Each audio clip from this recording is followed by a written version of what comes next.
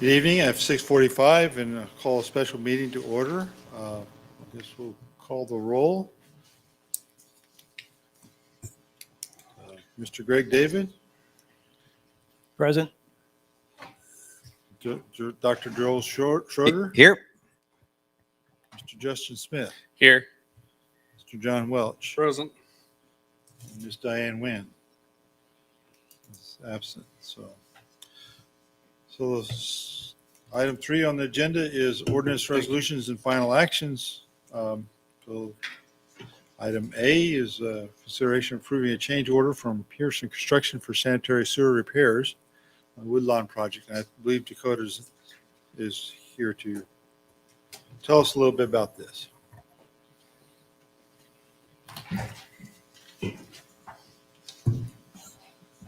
Good evening, Mr. Mayor, city council members, city staff. Like the mayor was saying, we had a change order present here for a sanitary sewer repair right there by the Quail Ridge Pond. Give you a little backstory on this.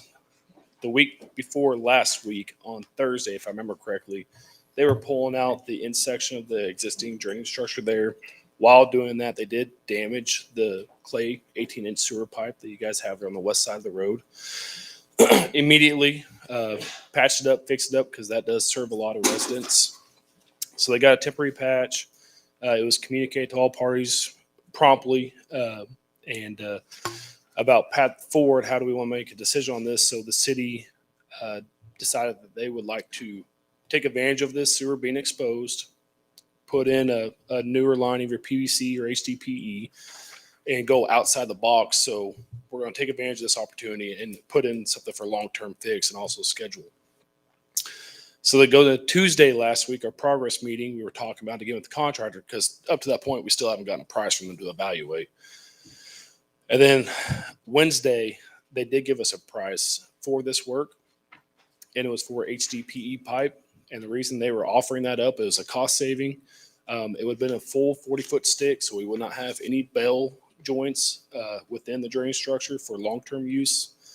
And long story short, they realized that the one they selected, the inside diameter of the pipe would not match up, so it would not be feasible. So that would bump up to a next class HDPE pipe, which is a lot more expensive because now you get more special size, and also the delivery fee was pretty extreme too. So going through this whole process, we've, as you can tell, we looked at multiple options of how the best way to fix this without delaying this out further, without causing more headaches with the job, also being cost sensitive and time sensitive to the whole thing. So as you can see, the final decision that is being presented to you all for your voting was to go with the SDR 35 PVC pipe, 18-inch. It is locally available. It is the most cost effective, and they can even start on it tomorrow. I was already talking with the contractor today.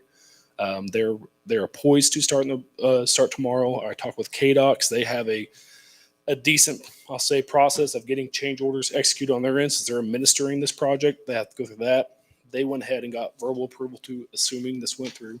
If it goes a different direction, of course, we'll change gears and go a different way. But long story short, that's kind of how this evolved over the past, let's say, week and a half. The days that they weren't working out there, we were charging days because there's other stuff they can be working on. And I don't think they worked today either. So the goal will be to move forward in whichever direction you all decide to, and starting tomorrow, get going on it hot and heavy. So I'll stand for any questions on this and any details or more background on that as you all see fit. Mr. Mayor, Mr. Welch. my first question is why we can't do any other construction while we're waiting on that decision on sewer line. There's a whole lot more street there. That's something I was talking to the contractor today about. They got the west side, the phase 1 activities, that west side, removing the pavement out, getting that ready for rock, get that in there. There's some trees that need to be removed a part of this. Their decision is, it's a lot easier on them if they wait till Reese gets done. Reese is their sub doing the drainage structure. That if they wait for that. So, we told them it is good weather. You are able to work on other items. So we will be charging days in this period. So they are losing days allotted. Okay, because they are asking for additional days, and I know they've got a mile they could be putting asphalt down on. Yeah. Just Yeah. that simple project. Yeah. So, I mean, that's something we've been talking. Their reason is they plan to do the paving in a day or two with the paver. So they want to get this whole strip ready. Granted, that's what, 60, 70 feet of the whole mile. I'm not gonna say I agree with their approach on it, but that's their means and methods. I can't control that. But what we can control is continued counting days. Right. As Yeah, they're able to. that's where I'm at on that. I think we should still be counting days. Yes, sir. And if they couldn't do it on the west side, they could be working up on 45th or someplace else. There's lots of places they could be working. That could be going on. Yep. And so that was our approach to that as well, similar to yours is. And honestly, when we were going through this, like I said, we got it on Wednesday, then we digested Thursday. When we first got it, it was just the bold price, and they provided a detailed breakout so we could really evaluate it. We contested what we could. The days, we contested, but they were adding in some other factors. And with this, the drop-off close to that drain structure, there's we just need more time to really do this a safe way. So, of course, anytime safety comes into it, we're not going to. Well, that's another question I've got. This pipe we're going to put in, is that wide enough that we will not have to worry about the road at any time in the future if we have to connect to the new pipe that's being put in? It's going to be in the same alignment that it is right now. I'm asking, I guess, is it going far enough into the right of way that when we come back and make this a 5-lane road in 20 years or 15 years, whatever it is, that we won't have to dig a hole in the road or so close to the road that the road might collapse? Oh, I see what you're saying. As far as the future, if you do go to a 5-lane, I would have to rely on MKC to give us more direction on that. Now, it's going to stay in the same alignment there, so that's about 6 feet outside the edge of the pavement. So it's pretty close right now. If you're suggesting shifting this line further out while we got the opportunity so that it's out there, it's one less thing you have to connect on to in the future. That's something we didn't discuss because it's getting closer to the pond. Well, that is one thing I'm suggesting, because the price of the pipe seems to be about $1,000 a foot. And It's more than usual, yes. That's okay. I'm ignoring whether or not I think that's high, but I'm thinking that for an extra foot or two on this bid, we could get outside of the range that we'd have to worry about it in the future. And I'm not quite following which proposal you're saying we should take. I couldn't hear everything you said, so I don't know. Are we looking at Pearson? Is that what you're saying we should do, or Donlinger, or So I don't know which pipe you talked about. I'm sorry. I just couldn't hear you good. I apologize. So there's 4 options total. One was make a repair as is, leave the clay pipe and repair it and move forward. Okay, and that's probably not optimal because the clay pipe will break in the future. And It's clay pipe. It's more brittle, yes. Okay. Option 2 was make the repair on the clay pipe, and then at a later date come back in and reline the pipe with that poly sheeting that you can go through there. right. That can add more time to this to get that in here and get that manufacturer and get that change order going and everything like that. So that was option 2. Let me ask on that. If we do a temporary patch on the pipe and cover it up and then do a lining later, like 6 months, a year from now, would that be a feasible thing to think about? It is. When Ann and I were discussing this as well with KDOT, the whole idea was we have this opportunity that's exposed. Is that more advantageous lining it or putting a PVC? Let's say the city decides to replace this line as clay. I mean, at some point it will be replaced. With it being PVC, that does make easier connections in lieu of it being lined with it being clay. So you can just go manhole to manhole. Okay, I guess I'm asking too, wouldn't we just probably line the rest of the clay pipe at some point in the future instead of replacing it? I can't answer that direction. If I would say that's not, from my point of view, in my experience, that's not a common practice. You're talking about the whole mile stretch. If we're just going through and just rehabbing the line, the whole stretch. Right, that's what we've been doing to other lines in residential areas. Is it because it's a bigger size that we wouldn't? That would be my consider that, thing. I just don't have and honestly, Ken, I don't know if we have cost analysis on that kind of thing. I'm sorry, I'm not talking Mike. On lining 18-inch sewers, a mile corridor. I know it's more common on smaller diameter pipe, of course, but 18-inch, you're starting to get to that bigger size. It's not as common, but It may not even be done. I don't know. And I apologize for not having that Yeah, information. okay, so that's the first 2 options. Then First 2 there's options. 2 more options. There's 2 more, yes. So at first we were going with option 3, which is HDPE. That comes in a 40-foot long stick, which that was nice for us is because we won't have any bells or gaskets underneath the drainage structure where potential failure points. Under what structure? The drainage structure, the RCB box that you see in this photo here, the two channels.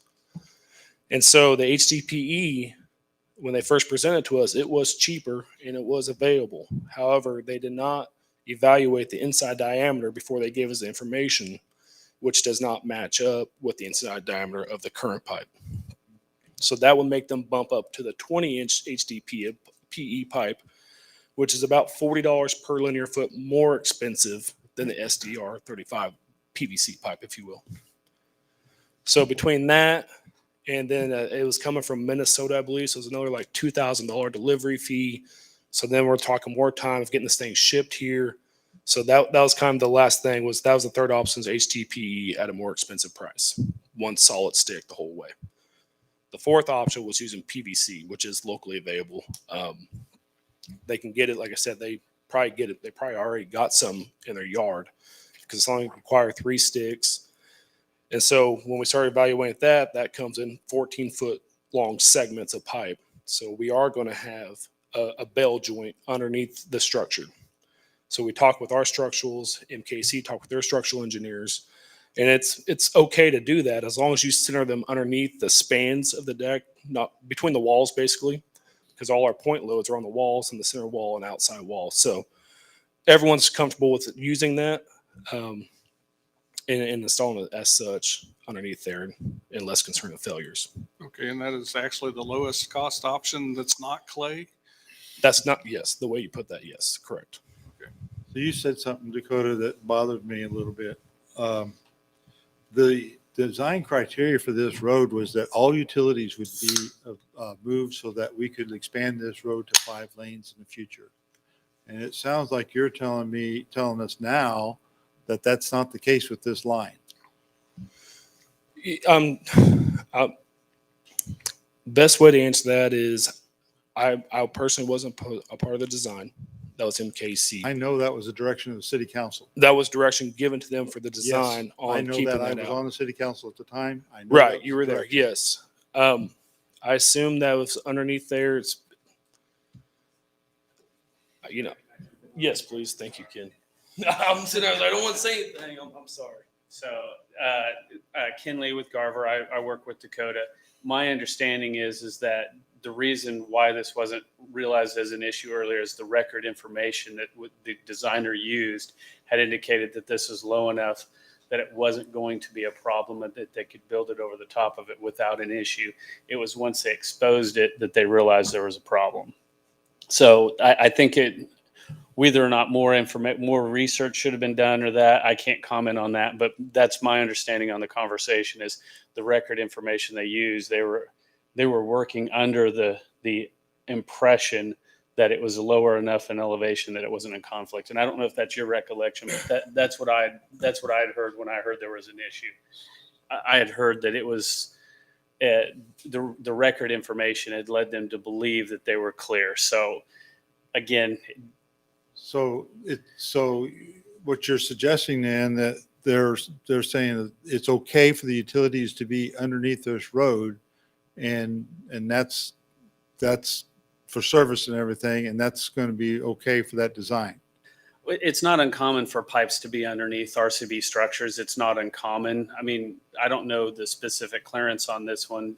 You typically want to have enough clearance so you're not transmitting load down onto the pipe from Sure. the structure. Yeah. But he said that they've evaluated that and felt like the pipe would be able to handle that. But it's not uncommon to have a pipe underneath it. I did a bridge, 29th Street, where the Wichita Metroplex is there at 29th and Oliver. There was a wooden bridge we replaced there with a box culvert. The sewer pipe goes right through the footing of the retaining wing wall of the structure. So it happens where they go through and under and around the concrete. It's not that unusual. It's just difficult situation with it being clay pipe where it's been broken and trying to decide how to address it now. And change orders are never any fun when you're running into them during construction. That always complicates it. Right. I understand that, but it's a concern that we got a clay pipe running this full length here and we're putting a road over it.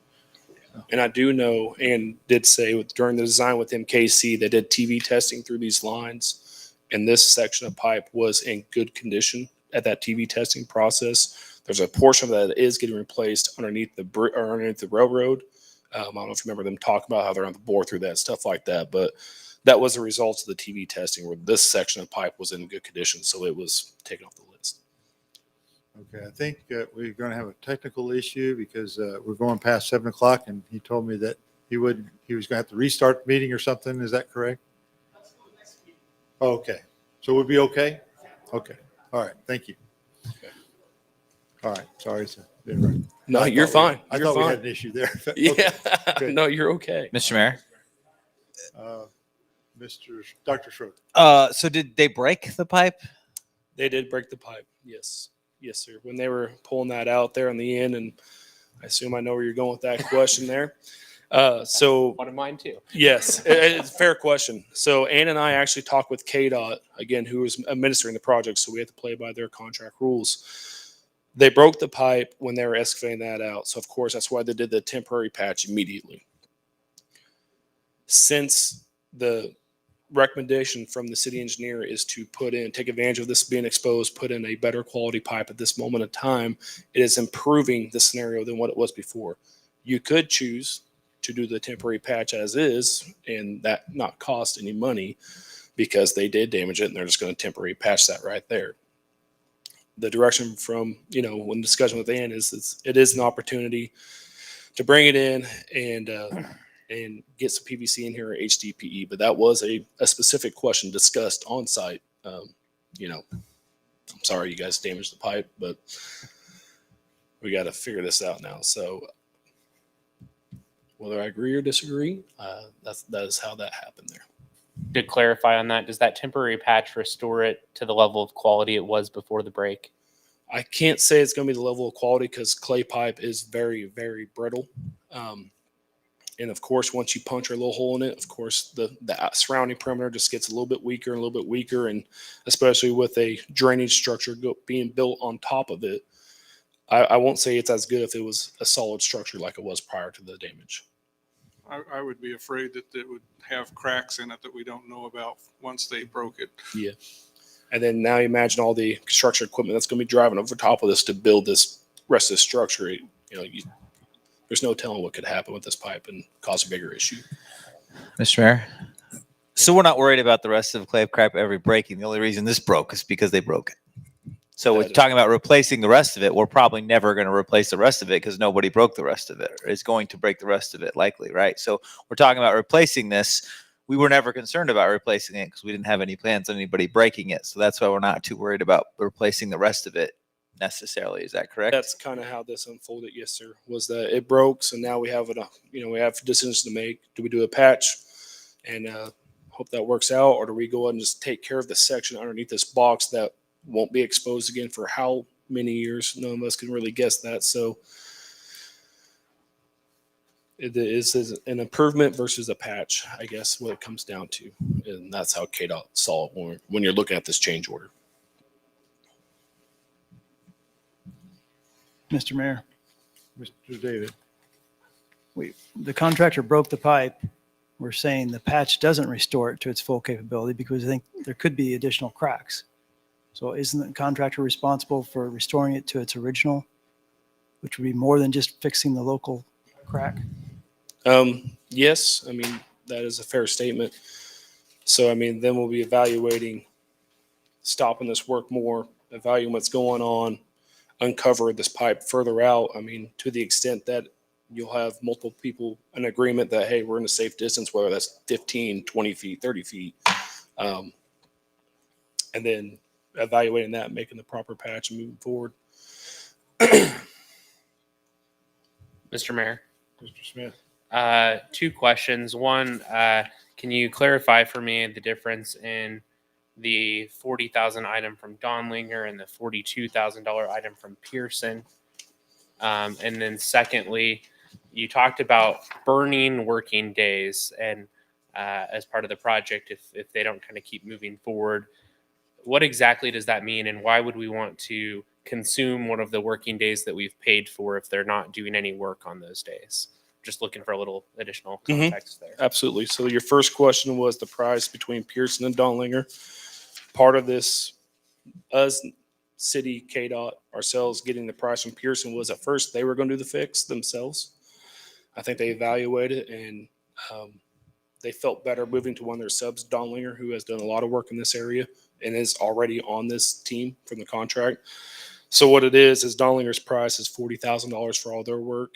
And Pearson being the prime contractor administering that behalf, they have their overhead and profit they could put on top of it.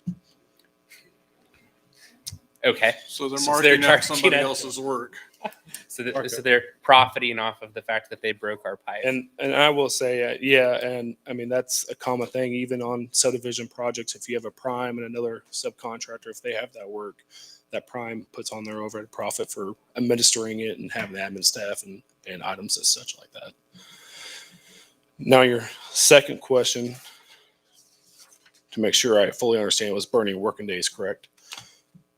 That's a terminology I use. So in KDOT, the saying is it's easier to charge a day than it's easier to charge a day than to not charge a day. And the reason being is But what does that mean to charge a day? so the project's thank you. The project's allotted 320 working days, right? So the contractor has that time to complete this work. So the days that say they went off on their own or left for another project, and which is damaging this project because they're not physically working on it, we can continue to charge days, which could eventually add leverage onto them to get the work done quicker because their time frame is shortened down. So whether that means for their means and methods of adding more crews, catching up, that's the purpose of we're going to continue charging working days because you are able to be working on what's going on. Because they have to complete the amount of work that they agreed to for the price paid in the number of days. Yes, sir. And if they don't, there are liquidated damages outlined in the specifications of if you go over these days and you're still working, you're getting charged. And so when Pearson says they would like 15 additional working days, they're asking to add 15 days to the project working days. So we'll go from 320 to 335. Yes. Is this going to take 15 days to do this work? So if you look in the change order on the detail breakout on section, I call it the third table down where you see equipment.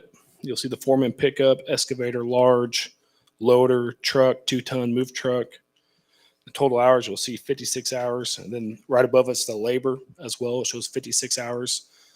So they're planning on, let's say, a week, or let's just say 7 days, 7 business days working on it. So they're also adding in a few days for the back and forth of discussing this whole item. So let's say they put 3 days there and then a couple of days for mobilizing there and restoring the conditions back to what it was prior to this storm or sanitary sewer work being performed. That is something else that was contested. And the breakdown they got, that KDOT felt comfortable moving forward with that. And so that's how we got to there. So what was KDOT's opinion? That we should allow the 15 days? So the days are always subjective, right? I mean, we don't have this perfect cookie cutter thing that everything's going to fall this way. Then you got to be careful when you get into means and methods with contractors. So KDOT usually has that more of a discussion. And so they felt comfortable with that. You know, of course, I'll say, me, Ann, and KDOT thought 10 was more appropriate, 10 or 11. So now we're talking 4 days between that. And so with the timing of everything and getting this change order up to discuss, we went with 15 to carry on and keep the project moving forward, especially since the contractor said he'll plan on being out there on Wednesday if this gets approved. Well, regardless of whether we approve this or not, this is a little bit disappointing that we're asking for 15 more days and we're not working. And that doesn't set well with me. That's Agreed. That's just like, we're not really excited, really interested in getting this project done when you have these good weather days and we're blowing them away. Yeah. That That was their doesn't set well. claim. That's all I can share is their claim. What understand. the contractor was the days that we've lost doing this and days moving forward. And so Mr. Mayor, Dr. Schrader. how many days have they wasted since this, or when did this happen? this happened the Thursdays, the week before last on Thursday. And they haven't worked since then? They've been working. Yes, they've been working. Friday they did about half day. Monday not much, and today not much. Okay, so we could say we thought it should be 10. They thought it should be 15. They haven't worked about 3 days, so maybe something more like 7 sounds like a more appropriate add to me than 15. And I would have to have Joe Vasilio with KDOT, who's been administering it. We give our recommendations, but when it comes down to working days, it's their contract. Of course, you all are a partner with KDOT in that. So, I mean, I'm more than happy to go discuss that with them and get some clarification on it. So let's just be cautious about one thing here. If we are suggesting not accepting this change order and pushing it back for more study, that means that we'll have to revisit this change order and actually cause some delay just because of that negotiation. I'm not saying we shouldn't do that. I'm not saying we should do that. I'm just wanting everybody to be aware that if you want to change the dates or you want to change the terms of this change order, that's going to extend days on the project. Mr. That Mayor? probably could justifiably be not charged days. Is that correct? During this process, Yeah. I mean, if you all voted to let's revisit this, go back to the drawing board a little bit more, KDOT could say, hey, we'll just put a stop work to the project and we're not charging days at all until the clarification is made, and then we'll re-pick up at that point. And that's So- kind of what I was thinking, Yeah. the way that plays. So I Yeah. just want to make sure everybody understands we're on that. That's the page we're on. Yeah. Okay. And I still have a problem with that. If Pearson's going to subcontract out replacing that pipe, they ought to be able to work on the road someplace else. They ought to be, yeah. And so I hope. I don't see a justification for any additional working days. I see a schedule change maybe to move things around, but Yeah, and I mean, just being completely transparent, I can see from both sides, because if you look at their baseline schedule, which whenever we start looking at days and what happened, how this evolves, so the project goes too long past the contract duration that was given, you always go off the baseline schedule. How did the contractor propose to approach this work? And that's their means and methods.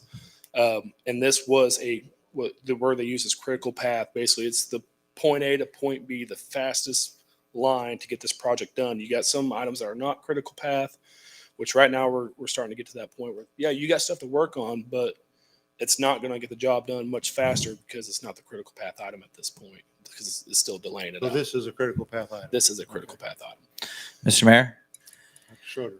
The way I'm seeing this is they break a pipe, they screw up. They say we need 15 days to fix it. It shouldn't even take them 15 days to fix it. They don't work for 3 days, which doesn't make any sense either. And then they also get to profit off fixing this pipe. So then we have to decide whether we're going to agree with that and say, fine, because we want to hurry it along, because their big threat is the whole thing gets stalled otherwise. And so we have to decide whether we're going to just take their medicine that they're shoving down our throats because we don't have a good option here, because we don't want the project to be delayed. And this seems like the issue here. So what I'm deciding is whether the right course of action is to, okay, this is like the first thing that's happened bad. Do we need to stick our foot in the sand so this doesn't happen again and again and again to us throughout the entirety of this project, and kind of let them know we would like to not have this happen again and again? Or is the right thing to do to say, we need to keep this thing moving and we're going to stall this thing forever? I don't actually know which of those is the way to go, but that's kind of how I'm seeing it right now.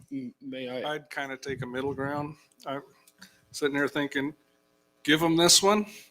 If they come back, then we can get really mean, because, we were nice this time and they asked for the ultimate. They didn't ask for the shortest they could possibly do this in. And that's kind of the approach. So when I was pressing hard in the days, of course, I agree with everything you all are saying. And KDOT's response was, this is the first one. We don't know how long this is going to take. It is a little bit of a tight area, it's not the normal open field where we can just go in there and get this done quick. So his suggestion was, we're going to evaluate how long this truly takes. And if there is another scenario, we won't forget this. You guys asked for 15, truly it took you 6. So we're in a +9 scenario, for example. I'm just tossing numbers out here. And so that was kind of the discussion, how that went is, let's see how this evaluates, and we'll keep that in our back pocket and move forward accordingly. Mr. Mayor, Smith. I think ultimately replacing this clay line for 40 feet is going to be a good thing for us. That's a good ultimate outcome. One other thing that I really don't like about this is that it's being subcontracted, and at least in front of us, there's only one bid. And so I don't know, did they get 3 bids and pick the most expensive one so that they could get their top percentage off of it, or were there other lower cost options from other subcontractors? And so I don't know what is typical there, but I would have kind of expected to see more than one bid as part of this packet if they were going to subcontract it and not do the work themselves. So your question was looking at other bids from other subcontract or other contractors to do this Yeah, work? I guess that was just a thought that I was having, is if Pearson isn't doing this work themselves as our contractor and they're subcontracting it, well, what I don't know is did they shop around to get us a good rate and ask multiple contractors, or did they just pick who was going to charge the most so that they could get their overhead percentage what the you're most saying. on it? I don't know how that typically works, but I'm kind of surprised that they're subcontracting it and we only have one option there. So when Pearson won this job, Dollinger was one of their number one subs they already had on this project lined up to do. There is some sewer and water work. There's a ton of storm sewer work through this whole corridor. Dollinger is already poised to do all that stuff. So I think to avoid the procurement process and the time it takes to shop those quotes, bring them to the attention and go through this process, I think that was the most efficient manner, I'd say. So we already have one on board. They're already contracted. Whoever does do this work, they do have to be a qualified contractor through KDOT's system. So it's not, you can't shop anyone that goes through that. They have to go through the approval process of being a qualified KDOT contractor to work it. So,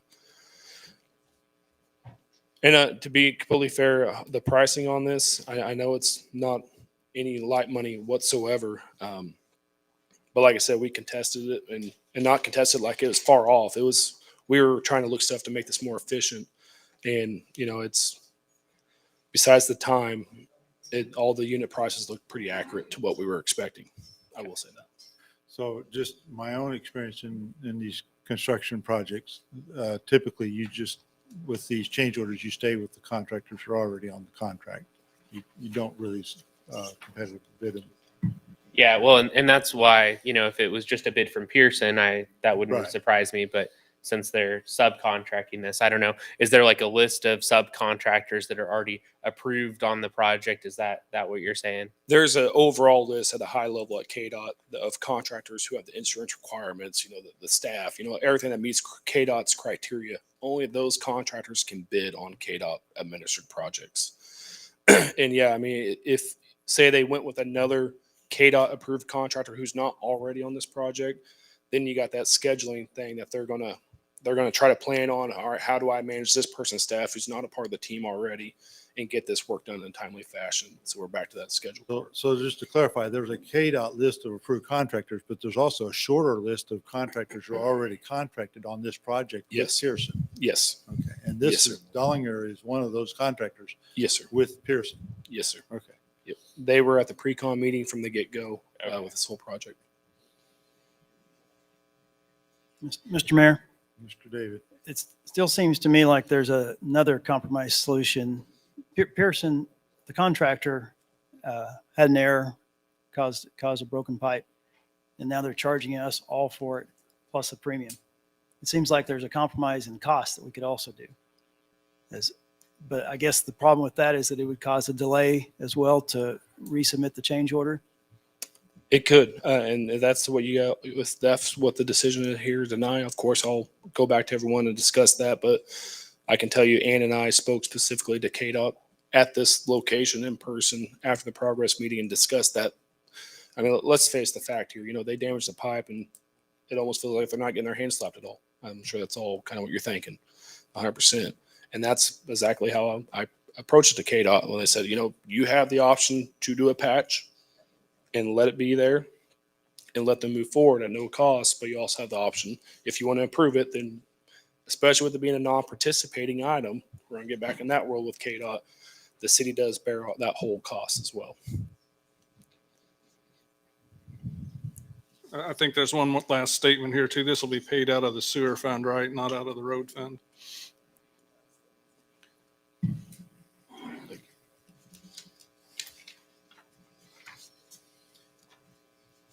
Mr. Mayor, Mr. I think Welch. we've all given up, I think is what's happened. I will make a motion to accept the change order from Pearson Construction for expenses related to the repair and replacement of the 18-inch sanitary sewer line underneath the reinforced concrete box structure in the amount of $42,000 and authorize the mayor to sign. I have a motion to accept the contract or the change order as written. Do we have a second?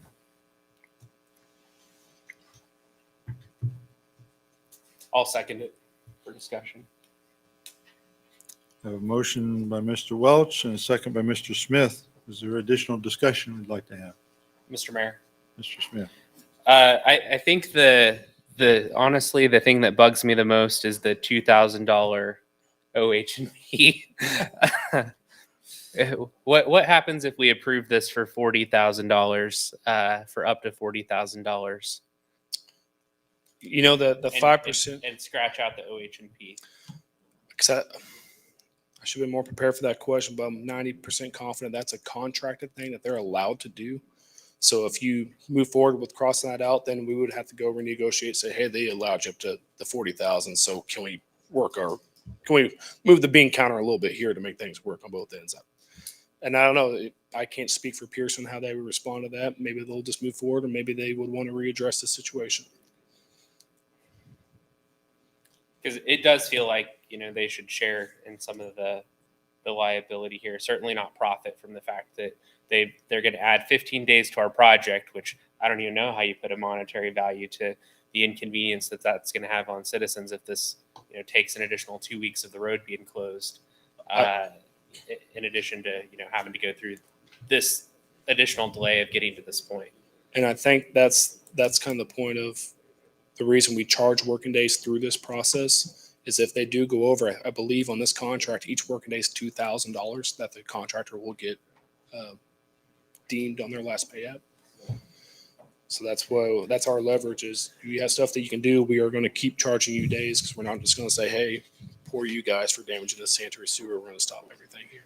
Mr. Mayor, Sure. it seems like if they're running short on days, they could just break something and then ask for an extension. Well, that is That's a fair point. But I will say it will be, like we said, it's one of those things of it's the first one. This is how this went. And trust me, we will have those fierce conversations moving forward if this happens again.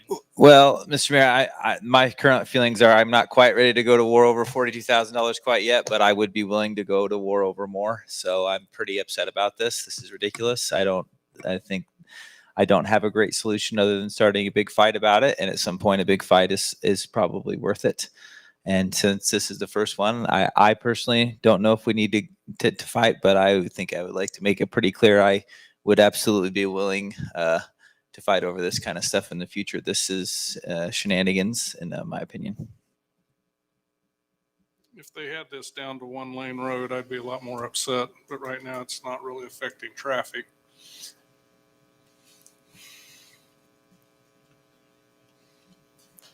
Mr. Mayor, Mr. Smith? I concur with Dr. Schroeder's comments and sentiment. What's the most effective way to share that feedback and sentiment with the contractor here? Progress meeting Tuesday. I will share with this exactly what happened here. You have my word on that, on all. Okay. I'm actually, punchlines are getting duly noted in the fashion.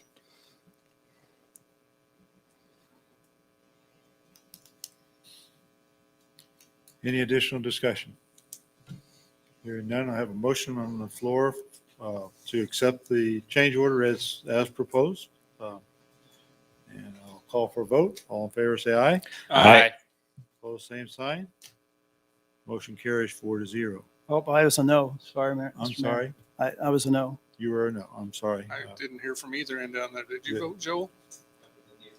Okay, so so 3 ayes. motion carries 3-1. I apologize for not hearing your no. All right, thank you. Thank you. So the motion is approved 3-1. Next item is adjournment. So your motion to adjourn. Mr. Mayor, I make a motion to adjourn. I'll second. Motion from Mr. Welsh, second by Dr. Schroeder. Call for a vote. All in favor, say aye. Aye. Opposed, same sign. Motion carries 4-0. We are adjourned for the special meeting.